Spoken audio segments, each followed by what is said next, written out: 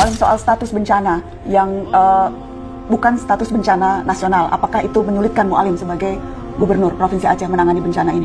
Ya, saya pada prinsipnya tidak hanya berusaha, hanya berdoa.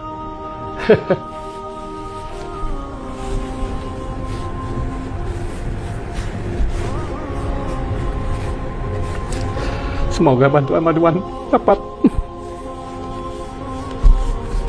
ada di Aceh, dapat orang tolong ke Aceh. Seperti itu.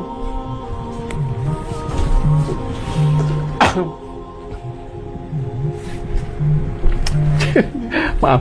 Ya Mu'alim, dia tidak perlu minta maaf Mu'alim. Tidak perlu kita tahu Mu'alim setiap malam selalu keliling ketemu rakyat, bawa bantuan langsung sendiri, kasih langsung ke rakyat. Kita semua tahu. Saya tidak bisa membayangkan betapa beratnya Mu'alim. Cuma kita ya berserah diri kepada Allah, tidak serah diri kepada manusia. Allah sebaik-baiknya yang memberi pertolongan. Ya. Kalau kita bergantung pada manusia, kita kecewa. Tapi kalau kita bergantung kepada Allah, ya kita terima semua apa adanya gitu. Kita akan terima apa adanya. Karena pun kita kan sebagai umat Islam juga telah diberi sebuah wasiat ya. Kalau kita bersyukur setiap musibah, ya pasti kita akan ditambah nikmatnya. Bismillahirrahmanirrahim. Ada 5 perkara yang kalau kalian dikasih bala dengan 5 perkara ini berat sekali. Ketika transaksi manusia penuh dengan kezaliman di sana, mengurangi timbangan, mengurangi takaran, penipuan di mana-mana.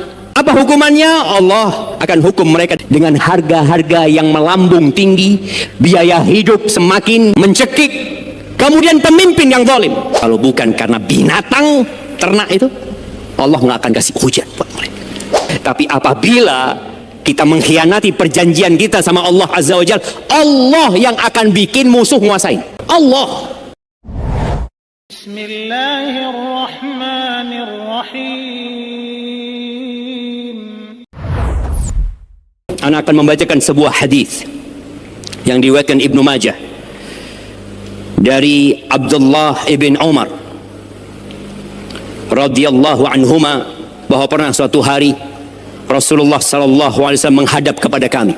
Beliau mengatakan, "Ya ma'syaral muhajirin, wahai orang-orang muhajirin, khamsun idza tulitum bihinna wa a'udzu billahi an tudrikuhunna." Ada 5 perkara yang kalau kalian dikasih bala dengan 5 perkara ini berat sekali, dan aku berharap kalian tidak akan hidup sampai masa itu.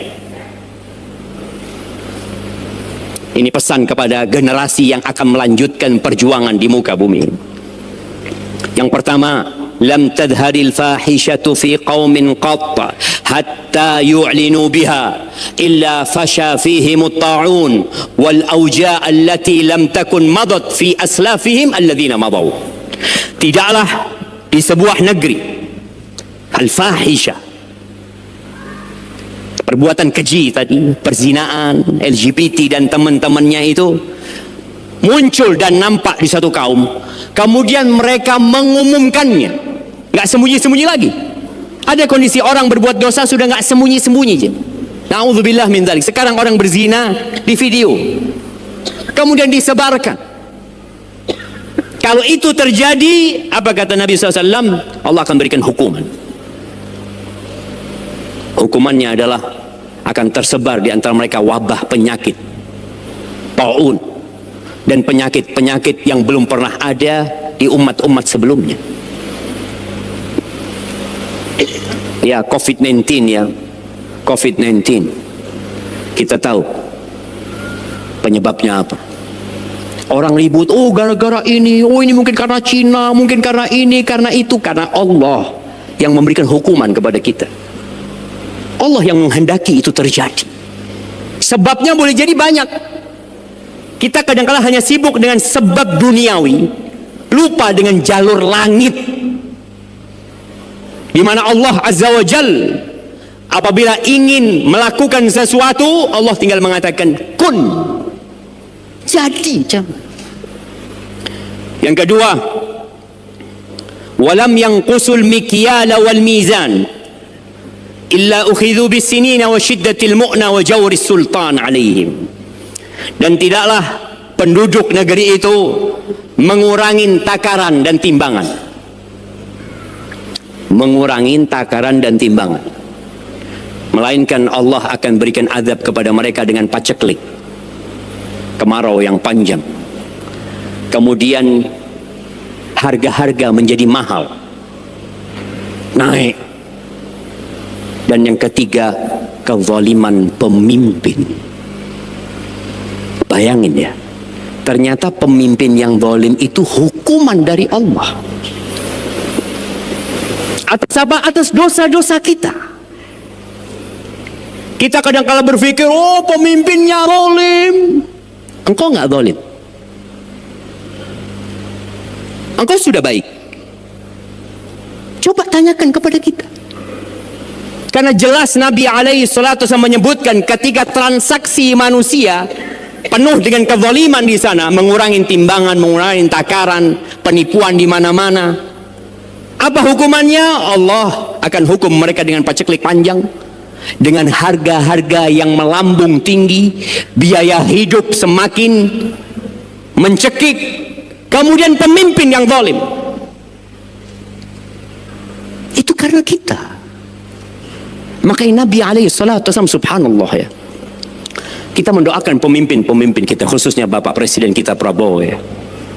Semoga beliau dengan kabinet barunya, dengan kabinet merah putih itu, diberi taufik oleh Allah Azza wa Jalla, agar rakyat Indonesia benar-benar merasakan keadilan sosial. Karena itu menjadi ya amanat rakyat. Tapi ketahuilah tadi, terkadang penyebab terjadi kezaliman itu kita sendiri. Nabi SAW pernah menyampaikan, satalqauna atharah. Kalian kelak akan mendapatin atharah. Atharah ini ya pilih kasih lah, dari pihak pemimpin, dari pihak pemerintah umpamanya, kepada rakyatnya yang mungkin ya tidak semua merasakan keadilan sosial. Para sahabat tanya kepada Nabi SAW, terus apa sikap kita menghadapi kondisi seperti itu? A'tuhum haqqahum.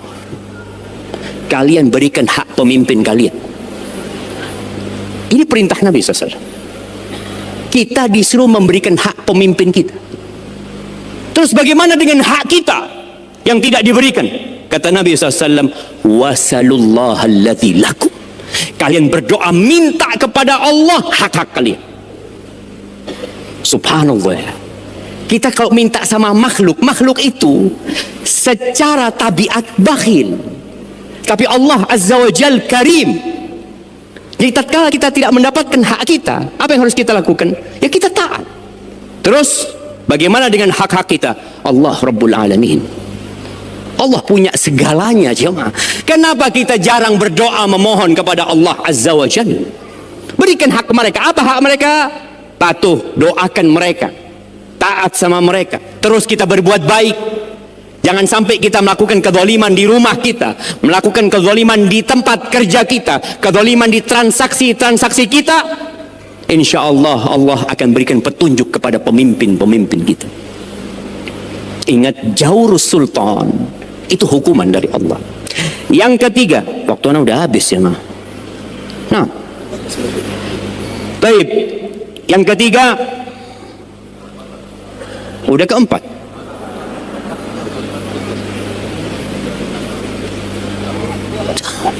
Alhamdulillah, memang kenapa orang kalau ngajar itu perlu evaluasi.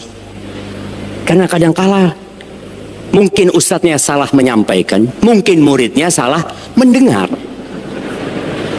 Ana izin minum dulu.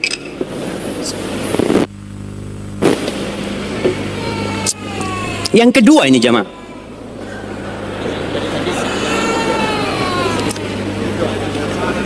yang barusan ana sampaikan itu yang kedua, betul?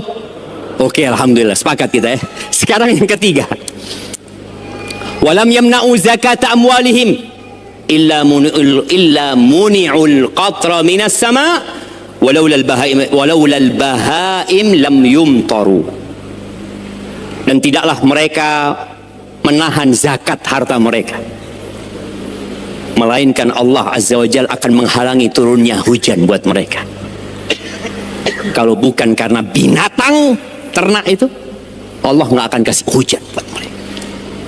Tolong semuanya kembali kepada yang awal disampaikan, belajar bagaimana mengeluarkan zakat. Banyak petani-petani yang tidak mengeluarkan zakat. Banyak pedagang-pedagang yang salah cara perhitungan zakatnya karena nggak belajar. Datang kepada para asatidah, Ustaz, anak punya pedagangan seperti ini, tolong hitungkan zakatnya berapa, Ustaz. Kadangkala orang kalau punya uang 1 miliar, zakatnya berapa? 25 juta. Baik, kalau 1 triliun 25 miliar. Betul? Kalau 10 triliun 250 miliar. Banyak banget, Ustaz. Ada seorang syekh, dia cerita, anak ini yang banyak datang konsultasi sama ini yang uangnya miliaran, yang triliunan nggak pernah konsultasi zakat. Coba. Itu realita ketika khalifah nggak mau belajar, akhirnya dia membuat kerusakan. Betapa banyak hak-hak orang miskin yang dimakan sama dia. Wa fi amwalihim haqqun maklum. Dan di harta-harta mereka ada hak yang sudah dimaklumi. Buat siapa? Lisa'il wal mahrum.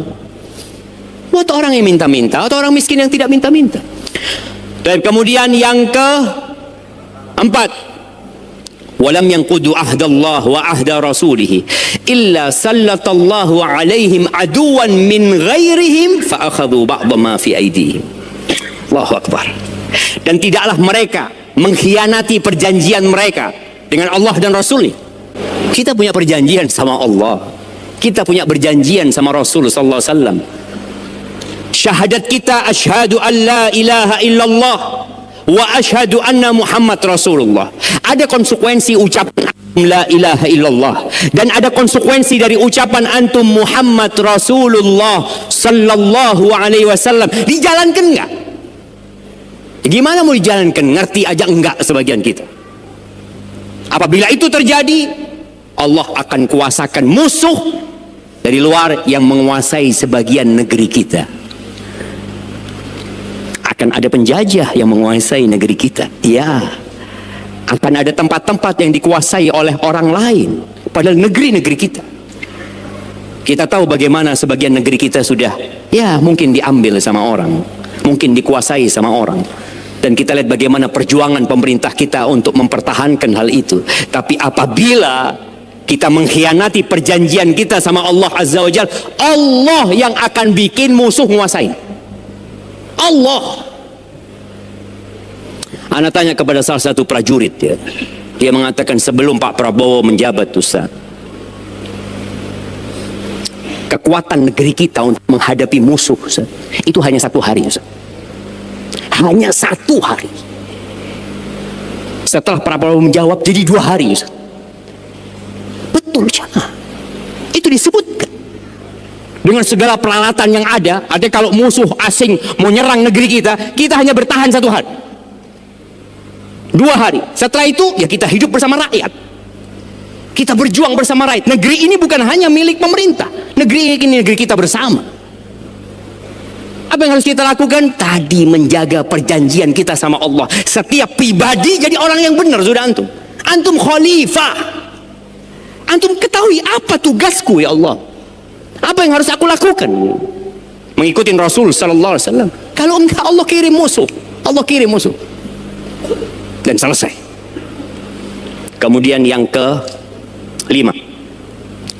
Wa ma lam tahkum a'immatuhum bi kitabillah wa yatakhayyaru mimma anzalallah illa ja'alallahu ba'sahum bainahum. Dan tidaklah pemimpin-pemimpin mereka meninggalkan berhukum dengan kitab Allah dan meninggalkan memilih yang terbaik dari apa yang Allah turunkan, melainkan Allah akan jadikan mereka ribut di antara mereka sendiri. Perang saudara, ribut di antara mereka, bunuh-bunuhan di antara mereka, itu akan terjadi. Maka sebagai khalifah, siapapun, ya, ingat, siapapun antum, apapun jabatan antum, fahami antum khalifah. Tugas-tugas antum menegakkan perintah Allah, menjalankan aturan Allah, Dan ketahuilah Allah sudah utus Rasulnya Nabi Muhammad SAW, dan ditutup, nggak ada Nabi setelah beliau alaihi salatu wassalam. Dan Allah turunkan kitabnya Al-Quran, dan tidak ada revisi untuk Al-Quran sampai hari kiamat. Aturan ini aturan yang relevan dimanapun, kapanpun, dan oleh siapapun. Tinggal kita bagaimana belajar mengkaji agama kita agar kita bisa menjalankan tugas-tugas kita sebagai khalifah.